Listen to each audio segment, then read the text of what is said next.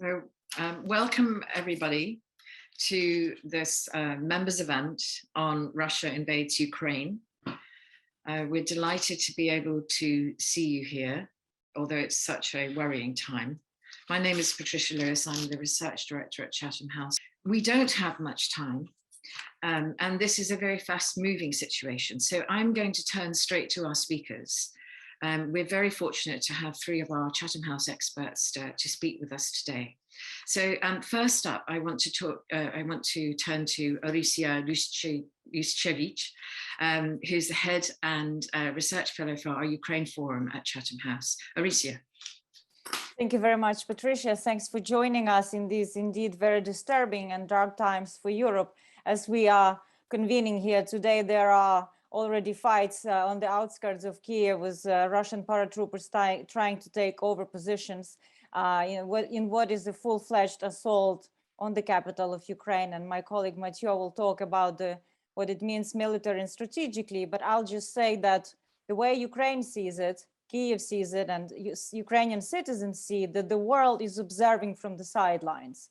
Ukrainians were quite somber ahead of these escalations, always understanding, where the majority of the population understood that they will have to put up the fight against the quite aggressive, revanchist and brutal Russian aggression. But they also counted on much more support and assistance that will be delivered other than putting boots on the ground, as it was said. That is not an option from the very beginning. So Russia attacked Ukraine, and from yesterday we already have 56 people dead, 169 wounded. They are targeting also civilian infrastructure. The hospitals were targeted. So I think it's very important to ask ourselves the question, taking into account Western response to now, what is the risk of no support, no resolute support, Kiev falling and Ukraine falling for all of us on the European continent? And number one, obvious, we will strengthen quite aggressive revisionist Russia. We will create humanitarian disaster in Europe. There will be a zone of chaos and instability right here. There will be massive disillusionment with the West, that the West was not standing to defend what is an emerging democracy in Eastern Europe, and what is, I think, start of an encroachment on Eastern Europe itself and eastern flank of NATO. I mean, Putin is a fan of geopolitics. I'm sure he knows Mackinder's theory, where Central Europe is viewed as the gate to Europe. It's no wonder then the history of Ukraine by Serhiy Plokhy is entitled exactly like that. So what's Putin after? He's after shutting the door to the Eurasian continent by taking control over this territory. This has nothing to do with Russia's security concerns. It's about the territorial grab. Now, the response has been so far mild, lukewarm, and here's a few pointers that I would like to make specifically on assisting Ukraine, because I think this should be our first preoccupation, how to assist the victim and how to inflict cost on the aggressor. So on the Ukrainian side, Ukrainians are actually demanding setting up immediately the International Fund for Defense of Ukraine that will open credit lines to procure necessary armament to defend Ukraine. There has to be assistance that Mathieu will talk about for the military, but also humanitarian assistance. We have to be thinking about airlifts and land bridges that we will be able to ensure civilians and not be taken again by surprise. Ukrainians will be putting up a fight. How long, I cannot tell you, but the country cannot be subjugated easily, and this is very clear.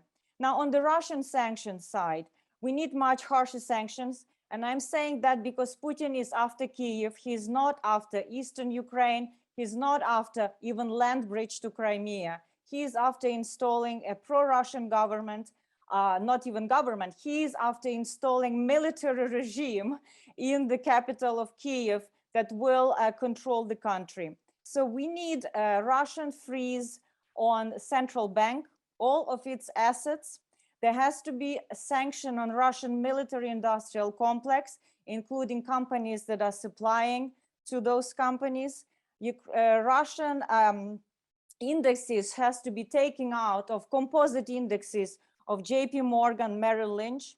There has to be a restriction on ruble clearing and sanctions of all oligarchs who are not publicly declaring their disagreement, like many Russian people did declare yesterday, protesting on the streets of Moscow and St. Petersburg. I will finish by saying that Ukrainians are dying, and I will tell you one reason why they see the purpose of this purposeless death. That is to put an end to Putin.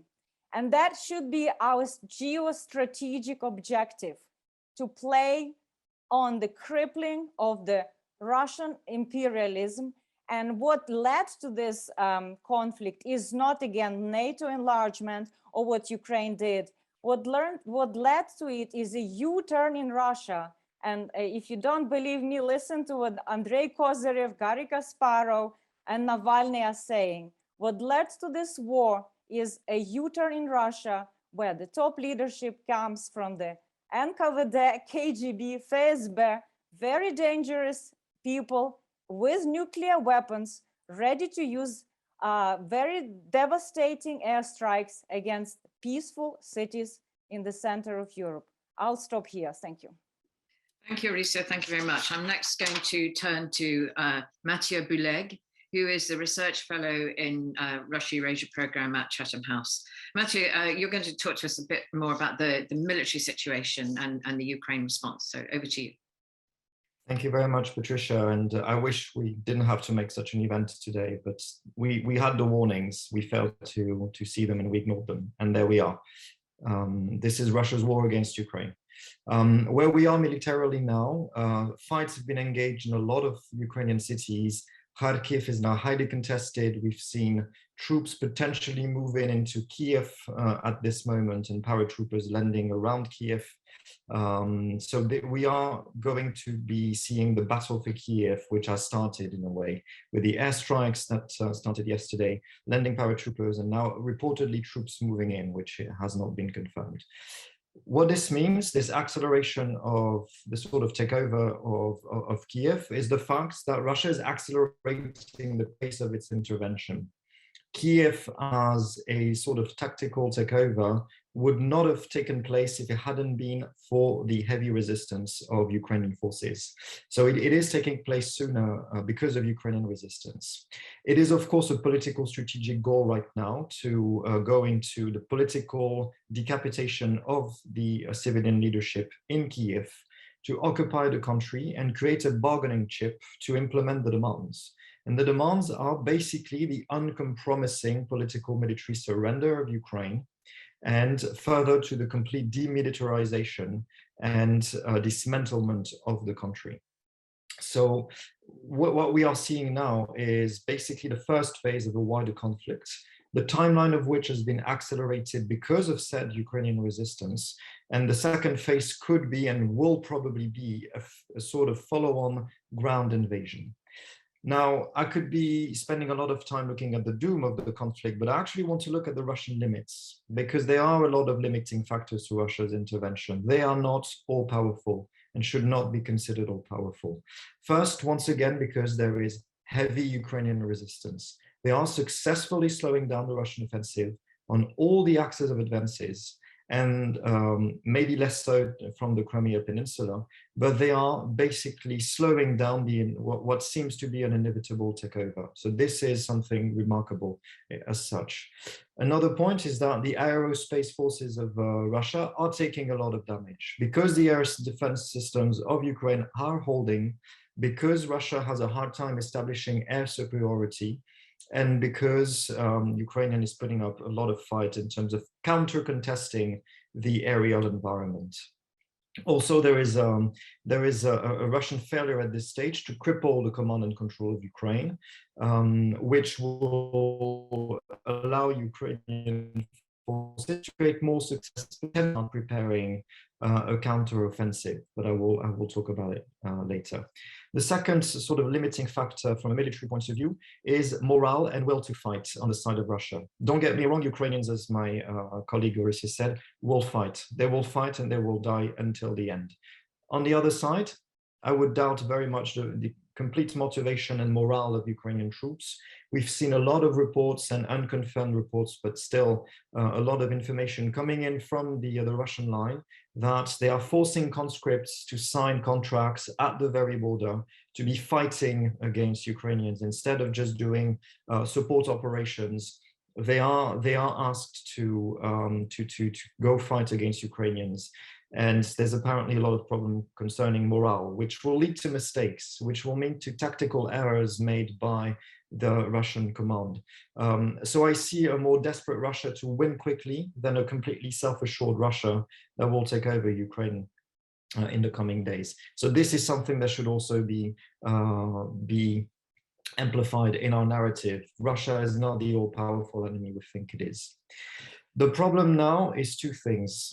There will be a massive onslaught of Russian forces as the second phase unfolds, the sort of land ground invasion that will follow on in a few days, only if and when and after Kiev has fallen, unfortunately, which will leave enough time for Ukrainian forces to mount a counteroffensive. Together with territorial defense units, with other forces, they will be able to mount a counteroffensive that will meet Russian forces as they move towards across these three broad strategic directions across Ukrainian territory.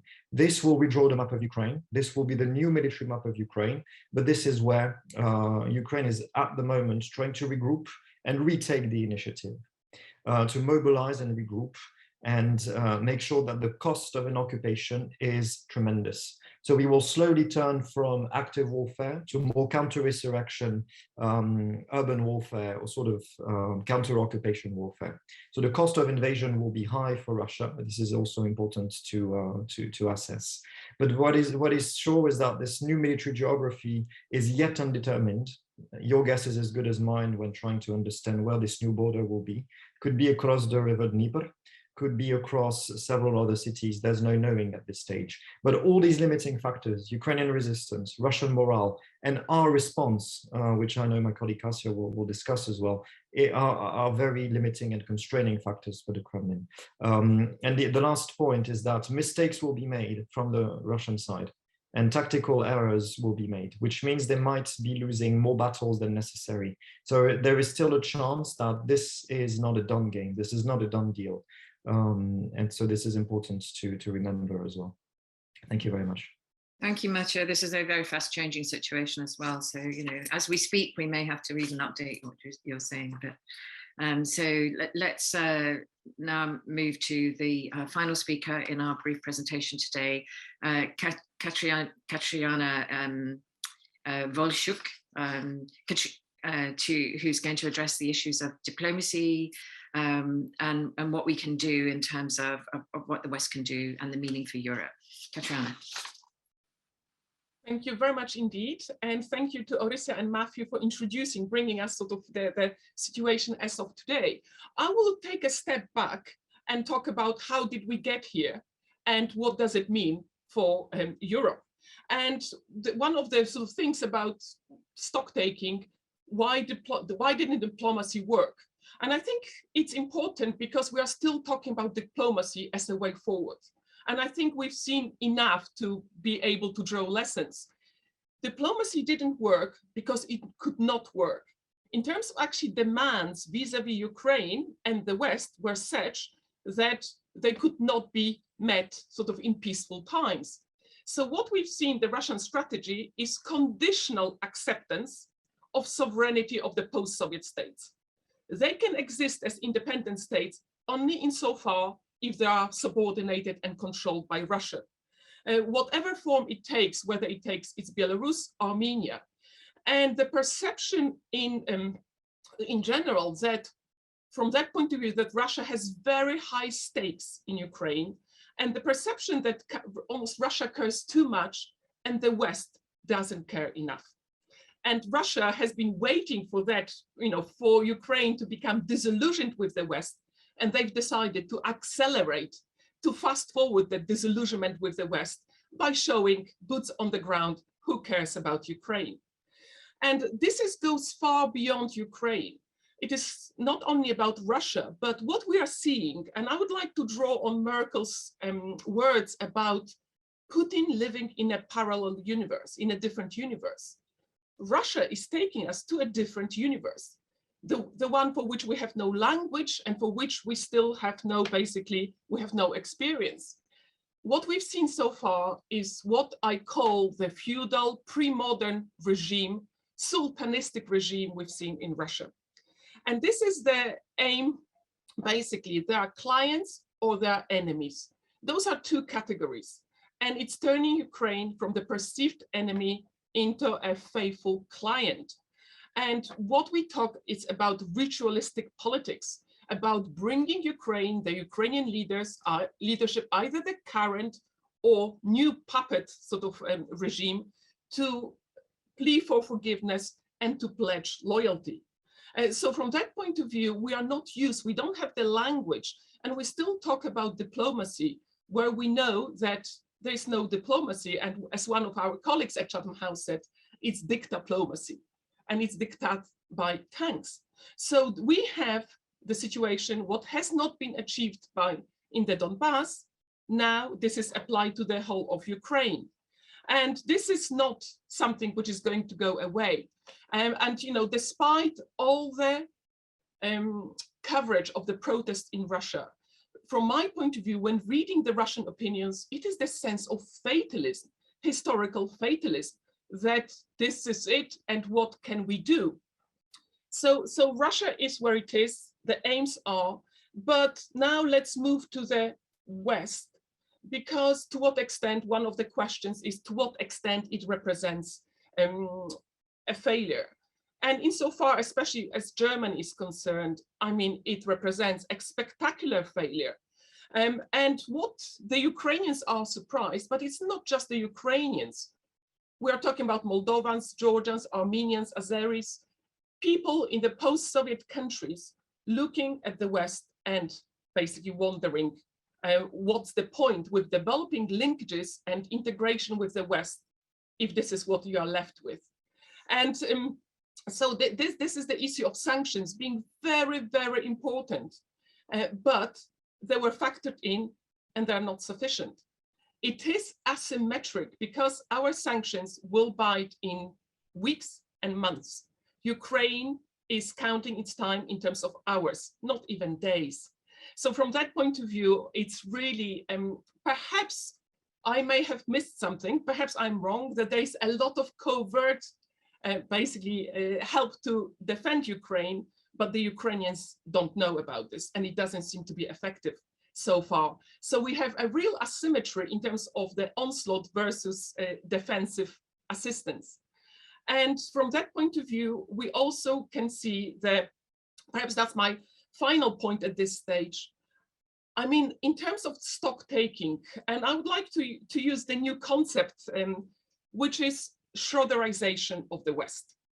In terms of us relying on economic links with Russia, that it converts into political leverage and influence.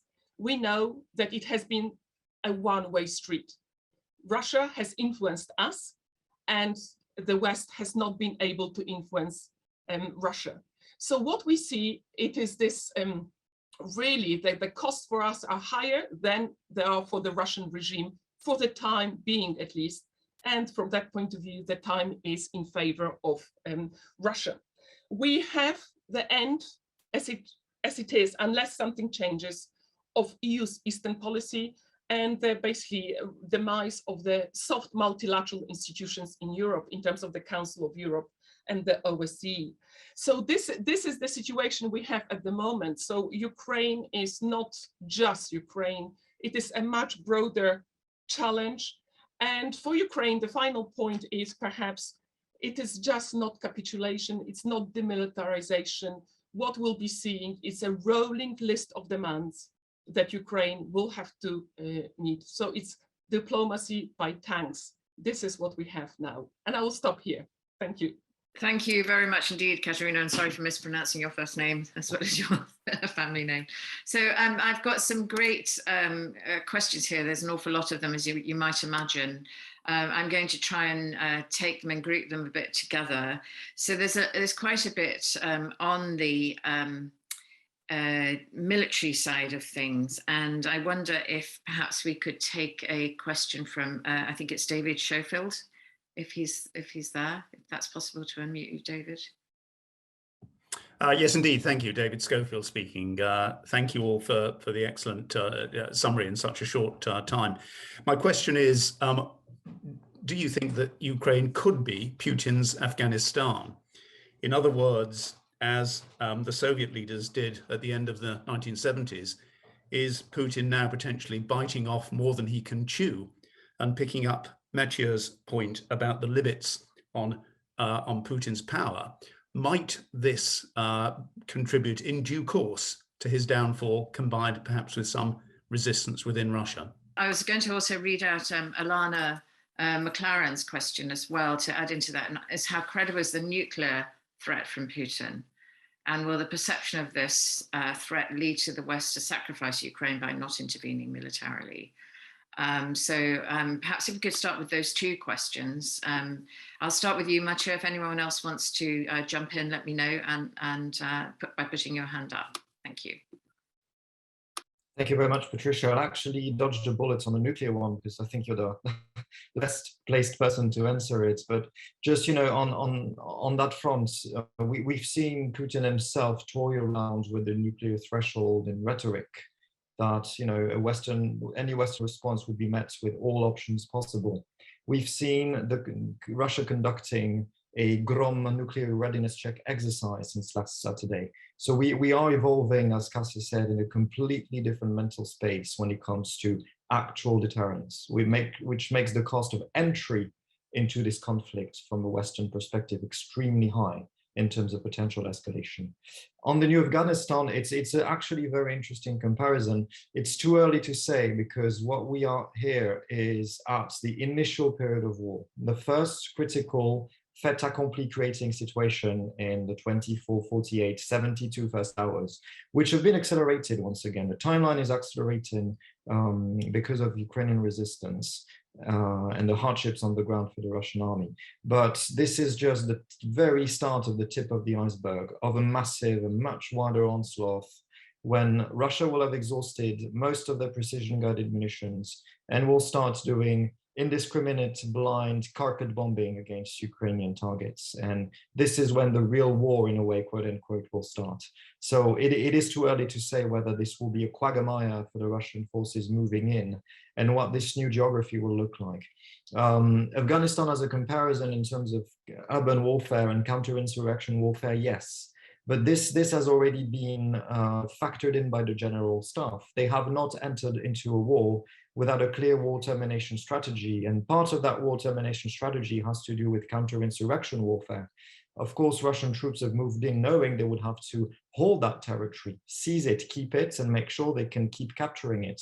It's relatively easy to capture territory. The hard part is to keep it and make sure you secure it in a way, which is why you have a lot of paratroopers, you have a lot of Chechen forces, for instance, moving in with all the brutality that we know of them, just as much as you have private military companies whose job will be to conduct the most gruesome operations in terms of war fighting. So it is yet too early to say, but this is definitely an interesting parallel that will have to be watched. Thanks very much indeed, Mathieu. And on the nuclear side, I mean, I think there's been quite a few of us for quite a long time who've been saying that, you know, the nuclear deterrence equation doesn't add up, in that the way in which the Western nuclear weapons possessors see nuclear weapons is in retaliation to a nuclear attack, and quite rightly, but others see it quite differently. And so the deterrence equation has been unbalanced for quite a while, and indeed one would argue hasn't worked at all and doesn't work. Deterrence has to be credible in the first place. And the over-reliance on nuclear weapons in our defense strategies has probably been a big mistake. And if it's going to teach us anything, I hope it will help us understand that. I'd like to turn to the issue of diplomacy a bit. Katerina talked a lot about, the limits and the failure of diplomacy.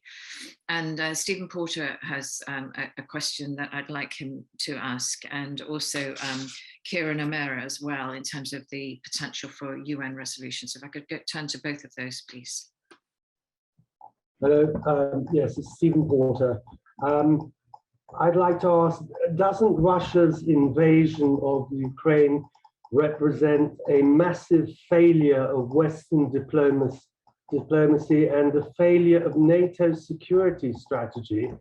And didn't both Margaret Thatcher and Henry Kissinger warn against ignoring Russia's historic paranoia after the disbanding of the Warsaw Pact? Let me find your question, Kieran. So you're asking about, I think what you're asking about is moves at the moment in terms of the content of a potential resolution in the Security Council, and the way in which Russia can use their veto. But there's also, the possibility of doing things through the General Assembly, which of course has a very different approach, and indeed uniting for peace, and all of that would mean for the UN Charter. So I wonder who wants to take that. I'm going to start with you, Katerina, and just see if we can sort of see if there are any potential moves ahead in terms of UN diplomacy and other forms of diplomacy that might be able to take us further. There is plenty of scope for multilateral diplomatic fora and initiatives. From that point of view, the UN is a splendid one, obviously, because of Russian veto. It's a very difficult one to use, but nevertheless, there should be really a diplomatic assault, sort of, or offensive in the UN. It's very important to ensure that the Russian narrative and perspective is not accepted by other EU member states. And it's very important. It's just not about going along what Russia does, but it's actually about the credibility of the West. And from that point of view, the NATO narrative, which is shared by so many people, that we've neglected Russia and Ukraine is attacked because of NATO. I think that needs to be, I can come back to this in a moment, but so the UN and the Council of Europe, we have no options. The UK was instrumental in allowing Russia back to the Council of Europe a couple of years ago. The UK, Germany and France basically unconditionally allowed Russia because it paid its membership fees, and they were too important. That's a splendid example of Schroederization of the West when we take Russian money and the leverage that it comes with it. So we have the UN, we have the Council of Europe, we have the OSCE. One of the things that we know, the sort of monitoring missions have been spectacularly ineffective across the post-Soviet space. And this is something that we need to confront. Obviously, NATO cannot put boots on the ground, but there is nothing stopping NATO individual member states forming an informal coalition and doing its own, as France has done, in Africa, its own missions. And this is extremely important because this is symbolic. This is symbolic for member states of various multilateral organizations coming together and providing this assistance. And as I said, it's not only about containing Russia, but it's also saving the reputation of the West. And this is as fundamental as that. I will come back to NATO perhaps later because this needs to be tackled head on, but I don't want to monopolize our discussion now. Thank you. Thank you very much indeed, Katerina. Aristia.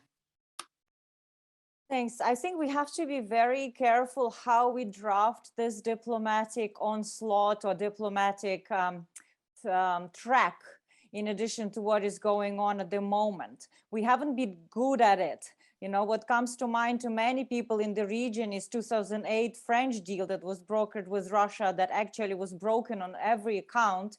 And since then, Georgian territorial integrity was further and further violated.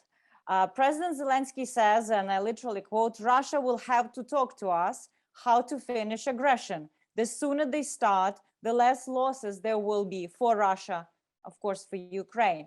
So it's important that there is a channel open. And here I would like to say what is so important, because also the fate of Ukraine right now, regardless how painful it is or how perhaps for some people is acceptable, is in Ukraine's hands, which means that any diplomatic effort around Ukraine should be carefully crafted together with Ukrainians to account for losses of life that Ukrainians armed forces and civilians are taking today on the battlefield in Kyiv. This is key. Ukrainian foreign minister has proposed several initiatives. UN Security Council plus Germany and Turkey. Budapest, I think it's 8. Basically, it's Eastern Europe, new member states of NATO, Baltic states, Romania. They are seeking different platforms. President Zelensky said, Putin is not picking up the phone. So, and if Biden said that Russia is a pariah state, you know, it's a different reality we're dealing it. So I don't have a recipe for how this diplomatic front must look like, but I must tell you that Ukraine should be at the heart of it, and in close consultation with Ukraine, this should be designed wisely. Thanks very much. So we've had quite a lot of comments and questions on the issue of NATO. I'm going to turn to some quite different views, I think. First of all, if I could turn to Audrey Wells, who's asking a question about NATO membership and Russia. Audrey? All of you for your stimulating, informative answers. Is there anything that will stop Putin's invasion and the bloodshed now? Or perhaps a bit later, is it too late to invite Russia to join NATO, provided Putin stops military action? And bearing in mind, many members of NATO themselves have invaded other countries. And I'd like to then turn to Balhazin El Baraki. I really apologize for my pronunciation of your name. Who wants to talk about the issue of NATO expansion and how it might be viewed. And there have been quite a lot of questions and comments on this. And so I think if we could turn to Balhazin, that would be great. Thank you. I personally see that there was a diplomatic failure in the expansion of NATO to Russian borders. And this should not have been made with total disregard to the perceptions of Russia, which we already very well know of. And I think this question is really linked also to the necessity of changing the perception of Russia towards NATO, and maybe even consider having it as a member so that it does not feel this antagonism towards it from the Western world. Thank you very much. And there have been other questions as well, which I think we should throw into the mix. And that is, you know, whether or not now we're going to see, for example, Finland and Sweden applying to join NATO. And I know there have been many questions asked as to whether, in fact, what President Putin has done in this action is actually strengthen NATO and, you know, increase the likelihood of many other countries applying to join. So if we could just have a look at that whole NATO question, we've seen a lot of discussion in the media on, you know, whether or not NATO expansion in the first place was part of this, or whether or not, in fact, it's going to be the result of this. So perhaps we could address those questions head on. I know, Katerina, you would want to do that. I think you mentioned that you want to talk with NATO, so I'll start with you, and then I'll go on to Mathieu and Auricia. Thank you. In terms of NATO, I would ask an alternative question. Where would we be without NATO expansion? I mean, as someone who comes from Poland and who knows very well what's happening in the Baltic 3 states, member states, where would we be? And if we look at NATO, this is the discussion that we've offended Russia by exposing the countries which wanted to join NATO. They wanted to join for a reason, for a very strong historical reason. And they're seeing this reason again and again. From the Polish perspective, what we see in Ukraine is September 1939. The Baltic countries are seeing the annexation of them by the Russian troops during the Second World War as well. So the historical reasons are very strong. And there is no doubt that NATO, this offensive, really sort of plays on this sort of anti-NATO sentiments across Europe.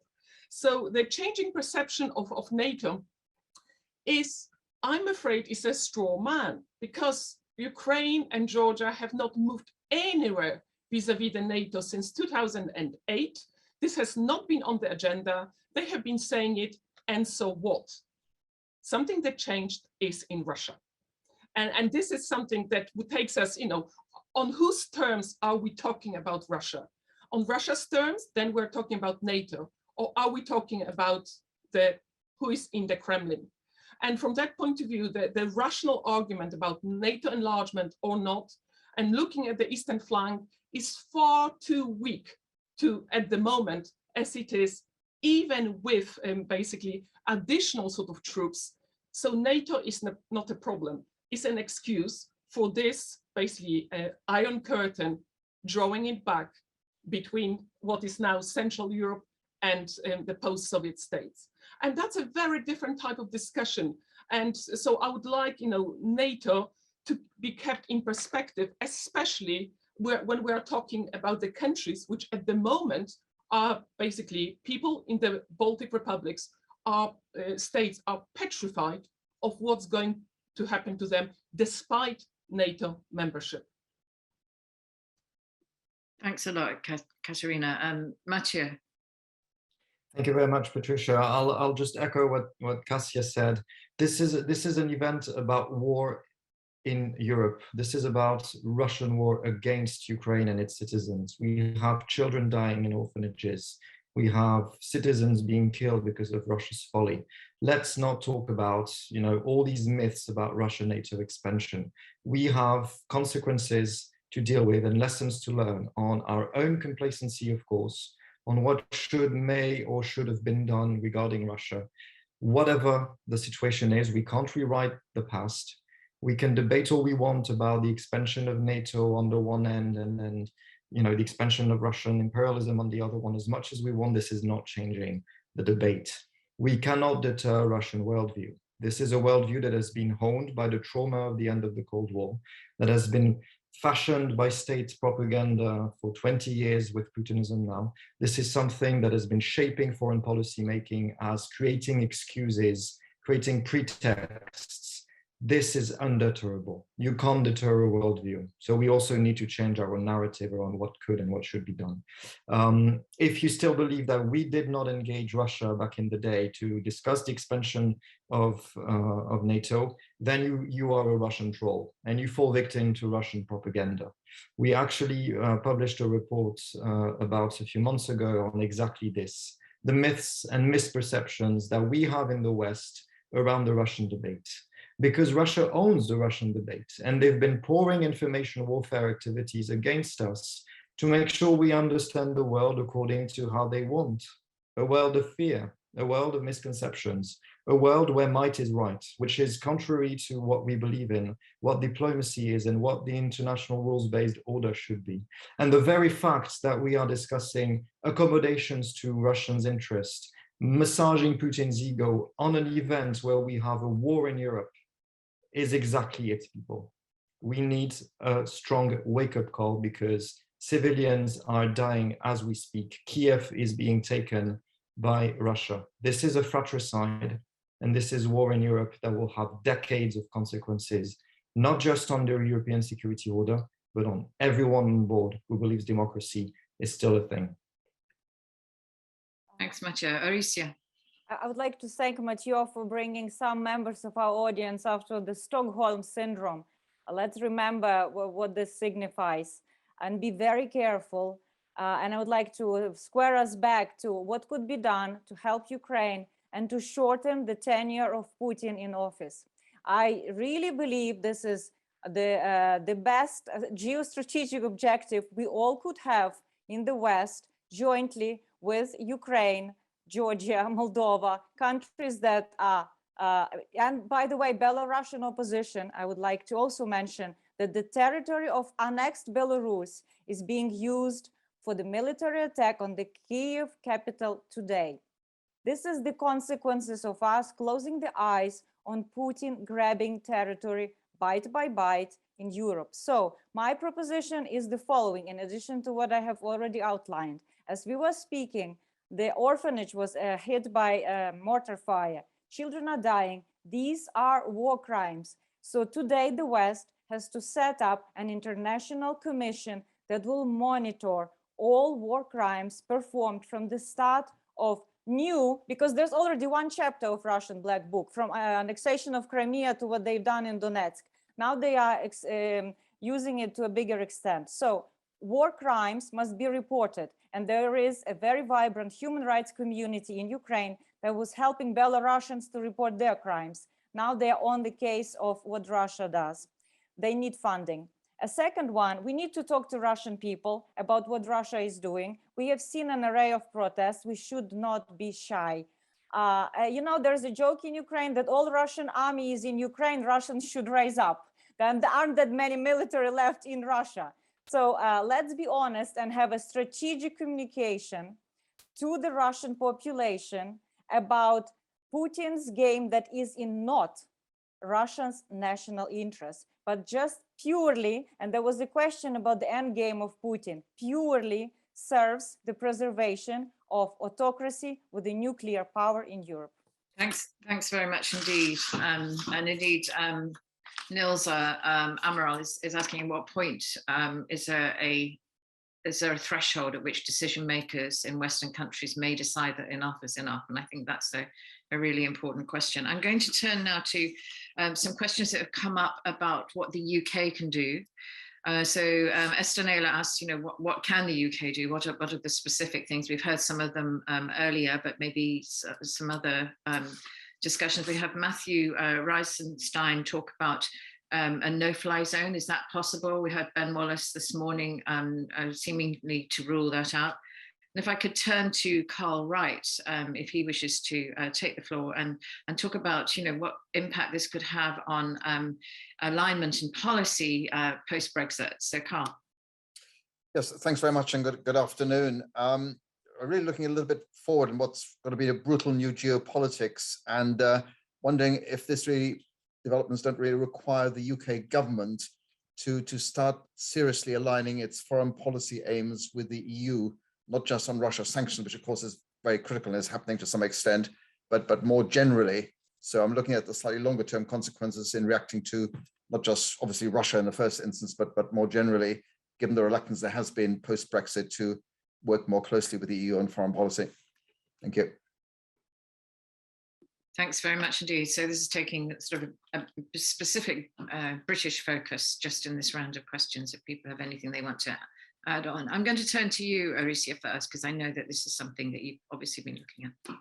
Well, we've been thinking, and UK honestly has been one at the forefront of providing Ukrainians with the defense weapons. From what I hear from the Ukrainian military experts, Ukraine is in deficit of armaments to combat airborne paratroopers. They need Stinger, sniper rifles, javelins. They need much more to prevent Russian tactics, and Mathieu can enlighten you on that.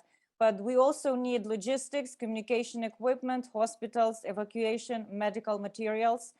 There's a list that is big. An interesting question is whether UK could engage in a responsive cyber. What could be done on the cyber part to retaliate actually Russian activities? We know there's no problem of attribution at this moment who is an aggressor. And I think seriously, we should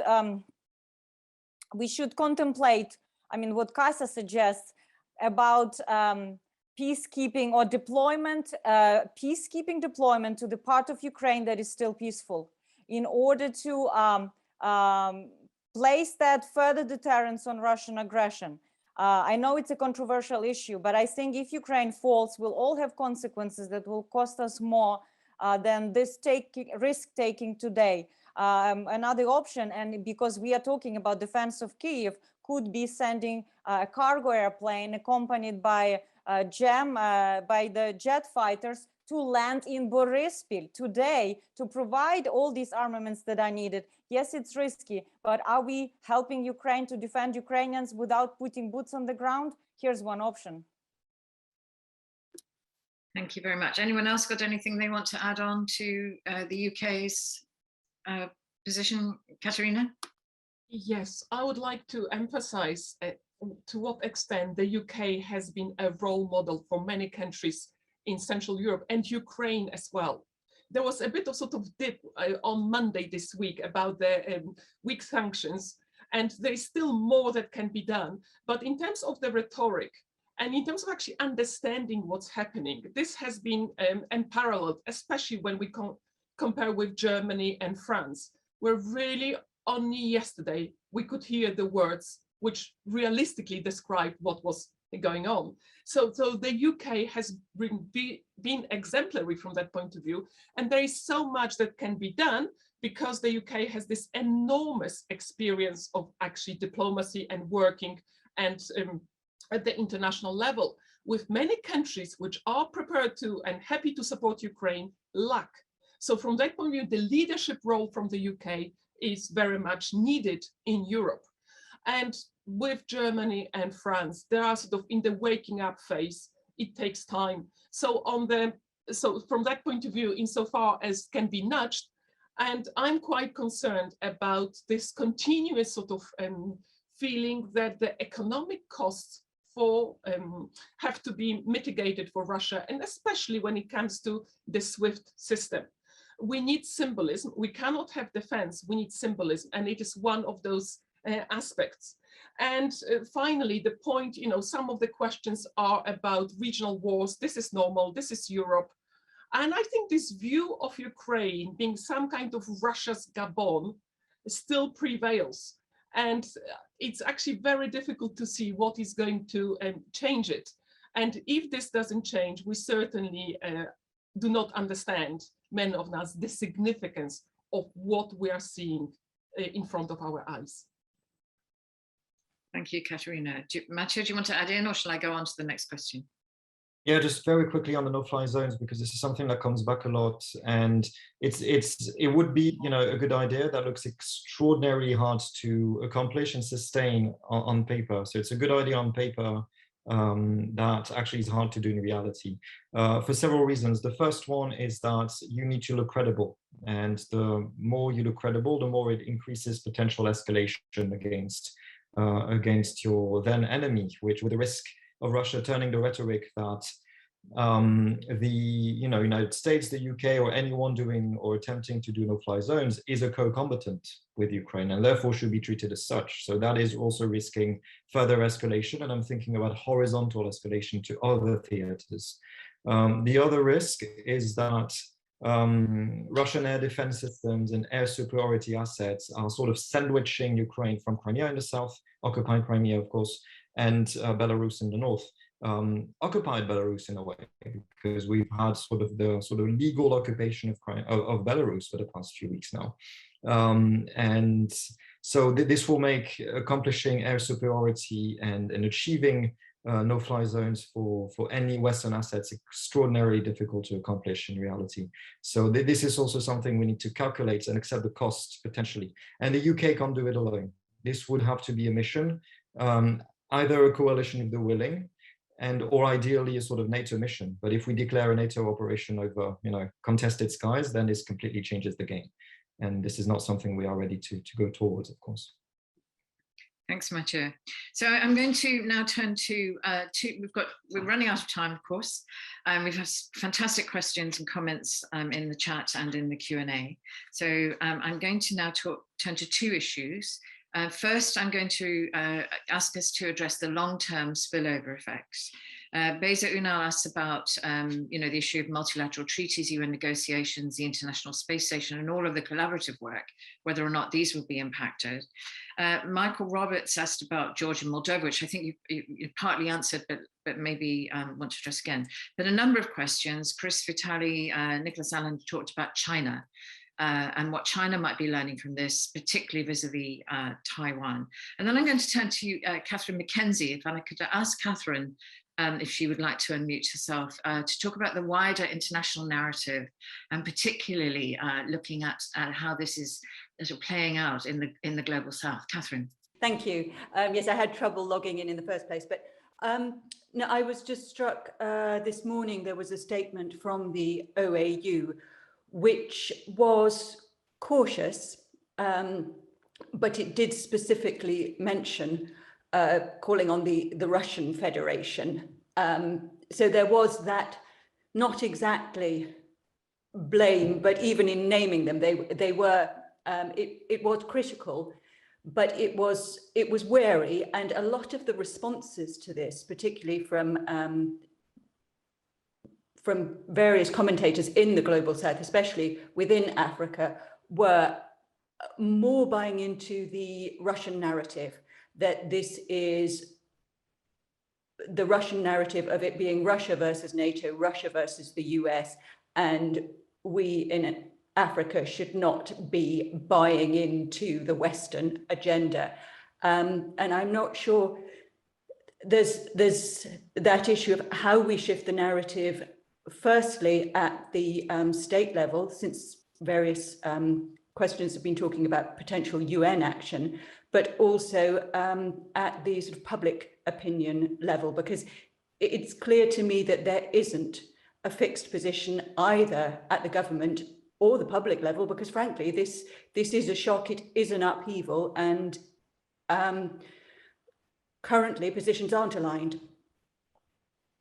Thank you very much indeed, Catherine. And I'd like to as well remind everyone how Ambassador Martin Kimani, the Kenyan ambassador at the UN, spoke earlier this week about this situation. So if I could turn to our panel, I don't know who wants to take these sort of longer term spillover effects that you might want to address, and the way in which, you know, we need to align our policies somewhat more clearly. So who would like to go first? Arisa, you've unmuted. No, not on this one, but if let's, maybe some of my co-panelists will address it. But I'd like to take a narrative issue because I think it's very important. And I think something we mentioned, we point to a lot of origin of this inside Russia.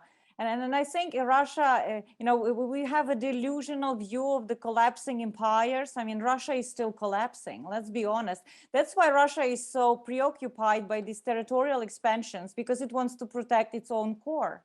Russia, deep down, if you really ask, if you have access to Narishkin and the gang, they would tell you they are afraid for the disintegration of Russian Federation. Let's be honest and tell what is the real threat of Russia.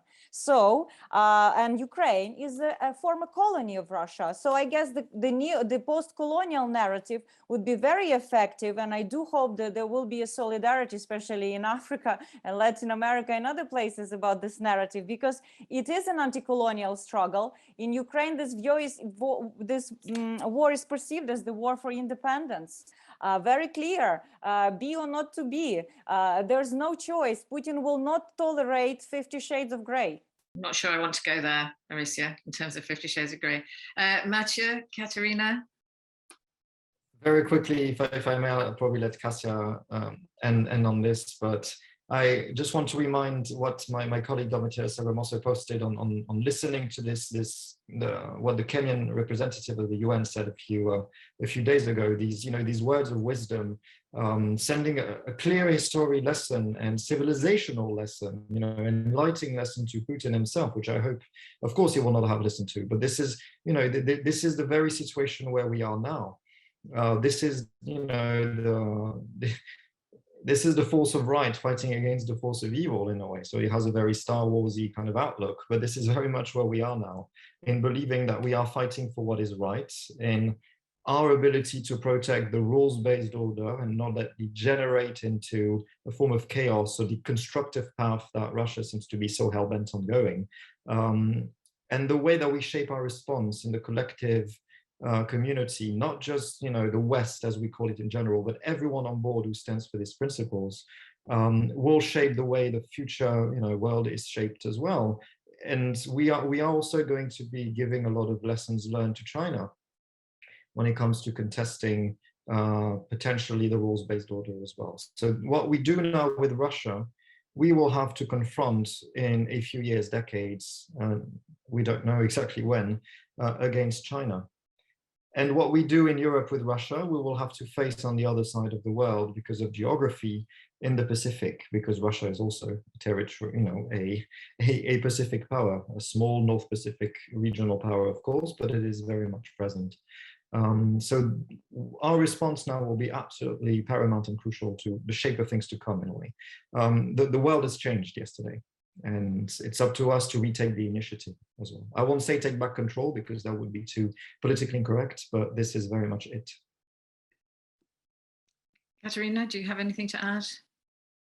Final point. The discussion and some of the questions bring back something which an editor of the Die Zeit from Germany wrote after the annexation of Crimea and the occupations of Donbass. He talked about an autoimmune disease of the West. Whenever there is problem, we actually accept and do soul searching and very sort of neurotic, what did we do wrong? And Ukraine, what's happening is not rocket science. Actually, it's very straightforward. But it's interesting that actually the strength of the West, the sort of debate, free speech, and this questioning just about everything turns into a weakness which is exploited. And Russia, with this simple narrative, actually shapes opinions among so many people in Europe and in the global South. So the anti-colonial empire destroying, this is what we are dealing with, and that's the best way. But it also means confronting our own sort of weaknesses, that it's Russia which saves the debate, the aggressor, and not the victim. And where do we get our information from? And Okay. I'll stop here. Thanks. I'm not going to allow you all to stop here. I'm going to ask you to just spend the last minute or so each talking about Ukrainian resilience. So we've had a question from Alistair Rababiliati, I pronounced that probably wrongly, about the media and how Kyiv is still transmitting its media channels. And we haven't had any discussion about cyber attacks, which really surprised me. But what is the resilience in Ukraine now in terms of cyber attacks, given the long, the number of years in which they've been suffering for cyber attacks and coping with them? So where's the resilience in Ukraine, and how can we draw some strength perhaps and some optimism from that?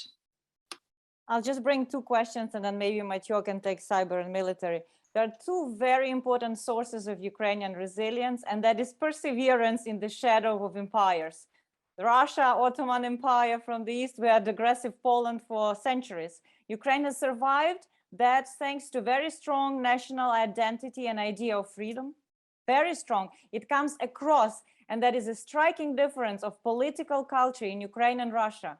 That is the love for freedom. That freedom has been reflected, unlike some other values in Ukraine, in decentralization. Because yes, every country has wishes. You can look at Ukrainian public opinion poll. The trick is to make those wishes entrenched and multiplied in policy. Ukraine is a decentralized country of very strong and proud cities. And even if they take Kyiv, believe me, each city will be putting up a fight, because all mayors in the cities, in big cities of Ukraine, were re-elected. They have high level of support. And this is where the resilience of Ukraine will come in this particular moment, together with the territorial defense units that have been shaped up.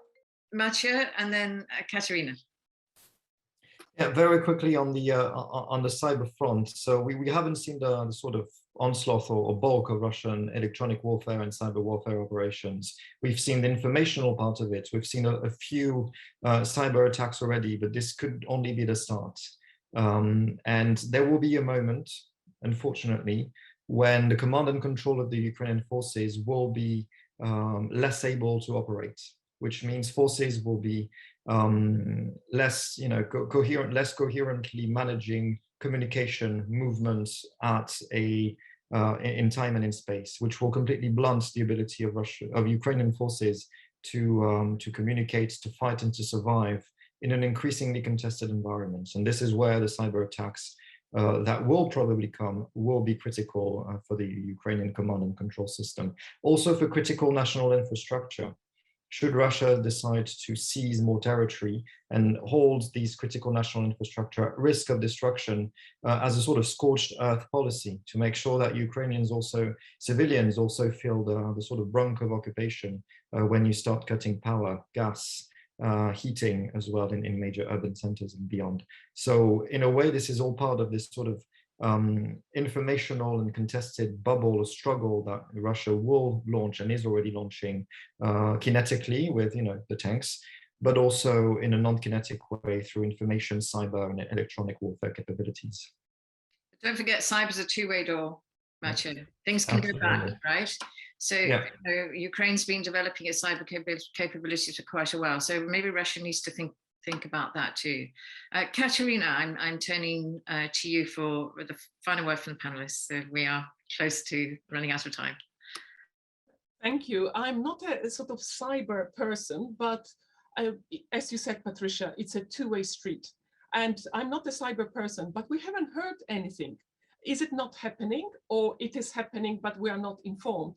And if we don't know it, when it comes to actually lowering sort of Russian military capabilities, does it mean it's not happening if we don't hear, other people don't know as well? And from that point of view, it's part of an information war sort of as well, and it actually boosting morale that there is something done. So from that point of view, I'm waiting for that to hear that that type of weapon is deployed, and it's relatively cost-free, you know, it's not boots on the ground. Why aren't we hearing about this? And perhaps it's happening, but I think if we really are catching up here, and it's not only the last 2 months, but you know, we're talking about decades in terms of actually knowing what we deal with. And I wonder, you know, when it comes, and I just, you know, I think it's incremental, it's catching up process, but I'm really fearful that what we're going to see, you know, is it Ukrainian women being crushed by tanks? Is it what needed to basically galvanize and provide that assistance? And, you know, or you know, children orphanages being bombed. This is what we are dealing with. And not being an expert, I would like to, you know, perhaps to find out more, but the people, not only in Ukraine, but across Europe, hearing more about this. Well, thank you, each of you very much, Aricia, Katerina, Mathieu, for excellent presentations and for fielding so many questions.